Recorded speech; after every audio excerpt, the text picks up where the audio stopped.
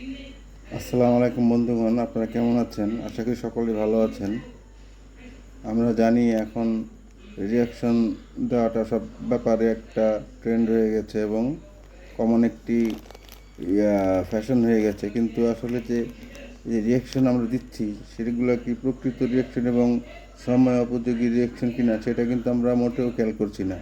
সেক্ষেত্রে আমাদেরকে সবাইকে খেয়াল রাখতে হবে যে রিয়াকশন যে আমরা যে কোনো বিষয়ের উপর যে রিয়াকশন দিচ্ছি সেই রিয়াকশনটা আমাদের ঠিক আছে কিনা সেটাকে লক্ষ্য করতে হবে। রিয়াকশনের ভিতরে দেওয়া যায় যে গত কুরবানি ঈদ গেল।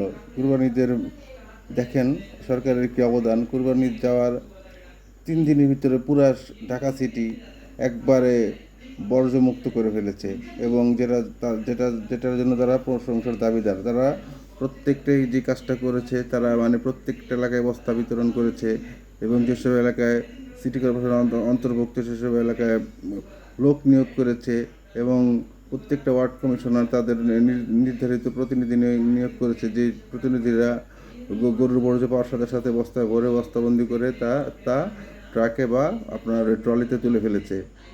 সেই রিয়েকশনটা তাদের সত্যিকারই প্রাপ্য এবং তাদের সেটার জন্য তাদের তার হাততালি পাই এবং তাদের সকলকে আমার পক্ষ থেকে একটা স্যালুট তারা পাই। সবাইকে স্যালুট।